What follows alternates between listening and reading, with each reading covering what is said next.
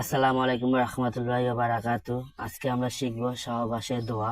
হযরত আব্দুল ইবনে আব্বাস হতে বর্ণিত, মহানবী সাল্লাল্লাহু আলাইহি সাল্লাম বলেন, তোমরা যখন আপন স্ত্রীর সাথে মিলিত হওয়ার ইচ্ছা করবে তখন এই দোয়া পড়ে নেবে। এই মিলনের ফলে যদি কিসমতে সন্তান আসে, সেই সন্তান শয়তানের কোনো ক্ষতি করতে পারবে না। এই দোয়াটির তিনটি উপকার আছে। ১ নম্বর, সন্তান শয়তানকে আক্রমণ করতে পারবে না। ২, সন্তান নেককার হবে। ৩, পিতামাতার অনুগ্রহ হবে। এখন জেনে নেব সহবাসের দোয়া। বিসমিল্লাহির রহমানির রহিম। বিসমিল্লাহি আল্লাহুম্মা জান্নিবনাশ শাইতানা ওয়া জান্নিবনাশ শাইতানা মা রাযাকতানা। আমি দোয়াটি আরেকবার বলে দিচ্ছি। বিসমিল্লাহি আল্লাহুম্মা জান্নিবনাশ শাইতানা ওয়া জান্নিবনাশ শাইতানা মা রাযাকতানা। দোয়াটির বাংলা অর্থ হচ্ছে, হে আল্লাহ, তোমার নামে আরম্ভ করছি, তুমি আমাদের নিকট হতে শয়তানকে দূরে রাখো। আমাদের এই মিলনের ফলে যে সন্তান দান করবে তা হতেও শয়তানকে দূরে রাখো। এখন জেনে নেব সহবাসে করার সময় কিছু নিয়ম কানুন রয়েছে। সহবাসের বেশ কিছু নিয়ম কানুন রয়েছে, তা একটি একটি করে বলে দিচ্ছি। স্বামী স্ত্রী উভয়ে পাক পবিত্র থাকবে। বিসমিল্লাহ বলে সহবাস শুরু করা মুস্তাহাব। ভুলে গেলে বীর্যপাতের পূর্বে স্মরণ হলে সাথে সাথে পড়ে নেবে।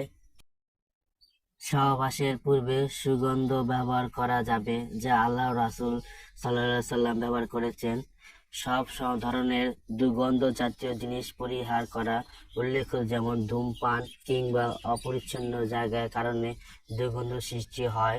কেবলামুখী হয়ে সহবাস না করা, একেবারে উলঙ্গ না হওয়া, স্ত্রী পরিতৃপ্ত না দেওয়ার পূর্বে বিচ্ছিন্ন না হওয়া, বীর্যপাতের সময় মনে মনে নির্ধারিত দোয়া পড়া, কেননা যদি সে সহবাসে সন্তান জন্ম নেয় তাহলে সন্তান শয়তানের প্রভাবিত থেকে মুক্ত থাকবে।